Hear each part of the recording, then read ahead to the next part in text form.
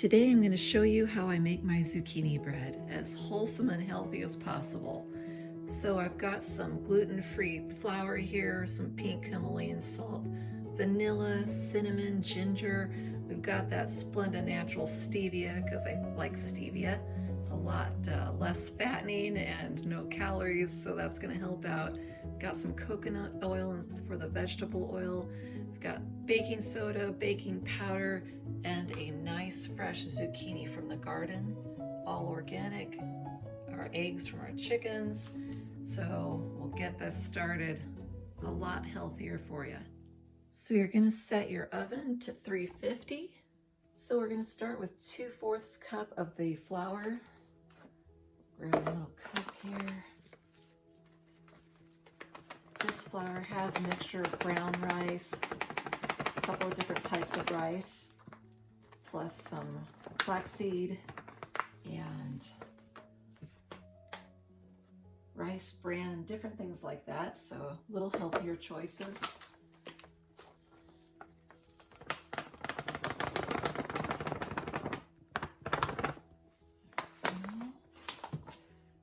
There's 2 cups.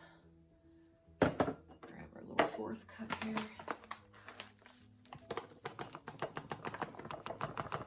Now if you like my little baking stuff here, it's from the Pioneer Woman collection. Her stuff's pretty. And it's just a little more fun cooking when you've got pretty stuff. Next is a teaspoon of baking powder. There we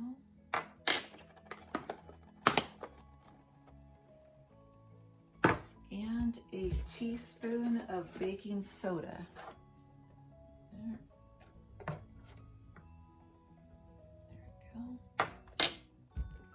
1.5 teaspoons of ground cinnamon. I'm just going to open it up, make it a little easier to get to. There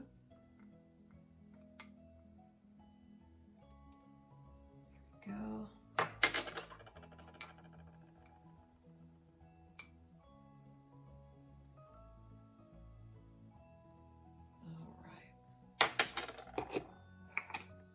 And you're going to do a 1/2 teaspoon of ground ginger.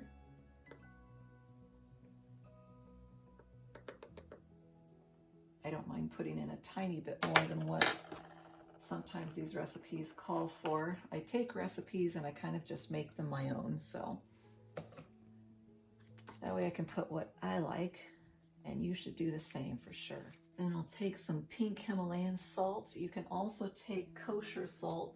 Either one's just fine. I think they're just a little healthier. You can take 1 teaspoon of that, or less if you're salt sensitive. Then I'm just going to whisk it a little bit, let it get all mixed up. Okay, so I'm going to set that aside. Then we're going to put our wet ingredients. I'm going to take our 3 eggs that we have here.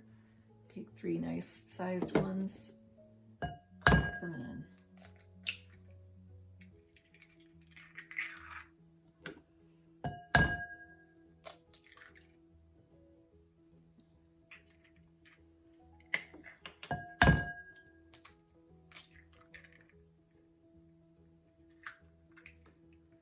Then we're going to take the stevia. Now normally I like to use just all natural stevia, but this is what I had on hand for the moment, so I'm going to use it. We're going to use 1 3/4 cup. It's equal to sugar as far as ratio. So we're taking a cup. All right, I'm going to add it to the eggs. We're going to take, oops, wrong one. Oh, I don't have a 3/4. Well, we're going to go just close enough. We'll get about 3/4 in here. I won't fill it all the way. That's probably about approximately 3/4 right there.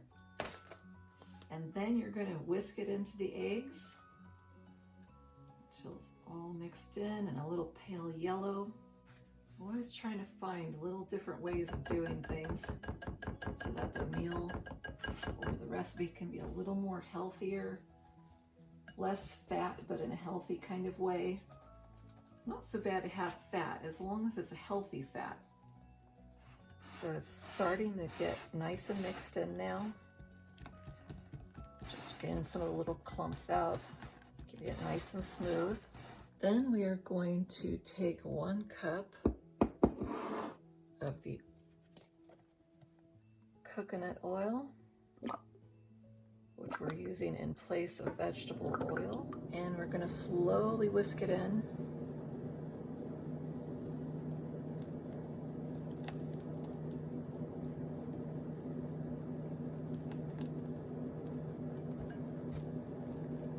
It's getting nice and creamy now. That's what you want. And now we're going to mix in our vanilla extract. We're going to put in 1.5 teaspoons. There's 1.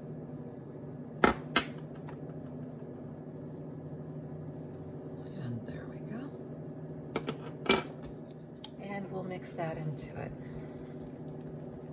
Okay, now we're going to put this to the side also. And it's time to grate our zucchini. So we're going to prepare the zucchini, get the tops and back off. We'll put, just cut this in half for right now. It calls for 2.5 cups of grated zucchini. So we will start here and start going for it.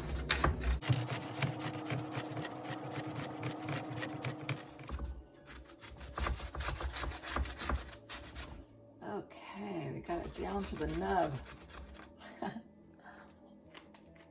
Good stuff. Okay, this is just from half of it so far. Oh my gosh.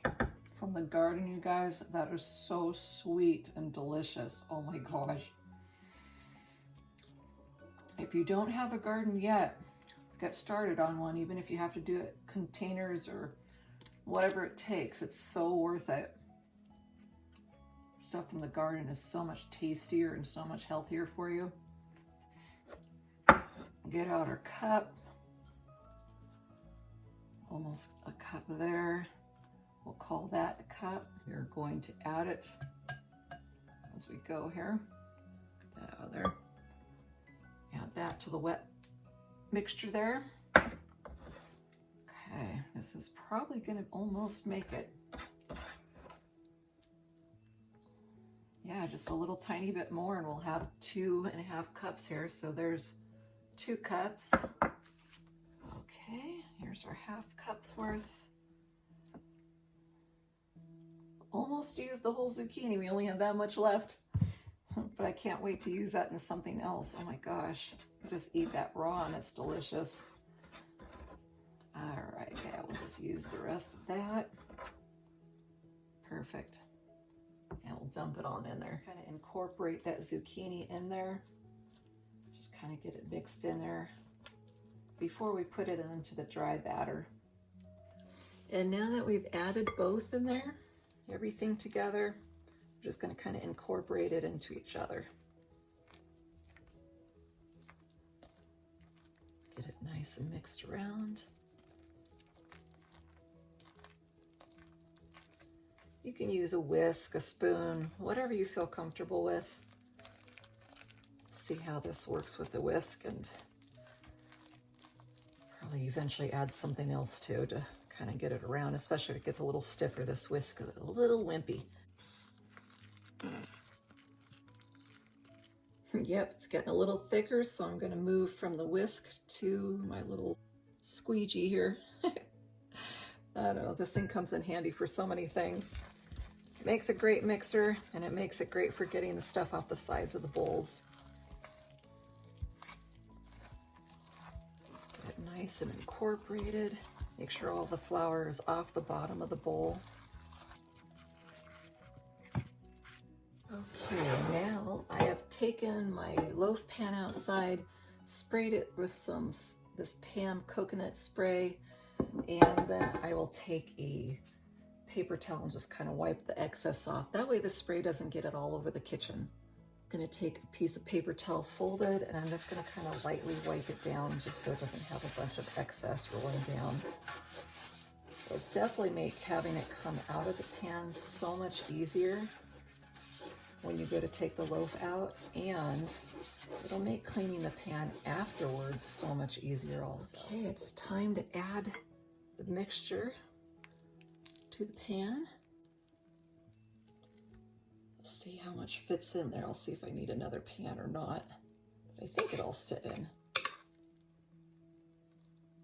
Okay, I've got it all in. I'm going to give it a little shimmy, make sure it's all settling, kind of go around, back and forth, kind of a little wiggle wiggle, and that'll get it all settled. And then I just take this and I just give it a little light spreading.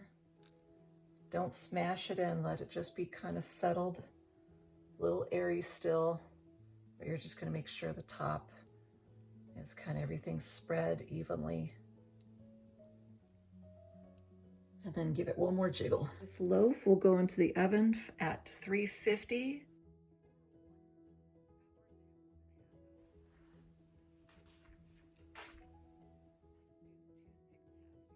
Okay, so look at that. It looks like it's nice and toasty. So I'm gonna get this out and we're gonna test it out. See if it's ready. Hasn't been quite an hour yet, but it just might be ready. See, we've got the little bit of some spring back. It's definitely harder on the top. Going in for the toothpick test. We're gonna go about dead center. Stick it in, pull it out. It looks like it's dry. Well, folks, I'm gonna say that this is ready. Otherwise it would come out kind of wet looking. Okay, so now that I feel that it's all the way cooked, we're gonna kind of give it a little shaking. It gets it away from the things. It's coming apart from the pan really nice. Okay, so we're gonna get that loaf pan. I'm just gonna take it upside down, let it fall in the hands and rest, and get it right over. Oh, beautiful. Okay, so we're gonna dig in, give a little cut.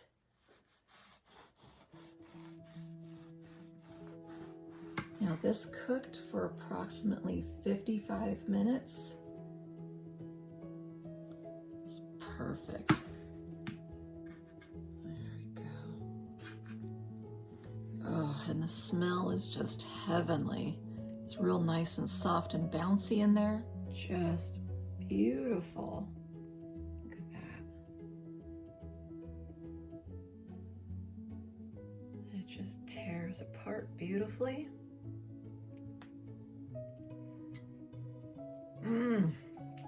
Okay, you guys, that's a winner. Delicious. Oh, it's nice and sweet. Delicious. I really don't think that there is any way that I could have possibly made this any more perfect. I hope you enjoyed today's recipe.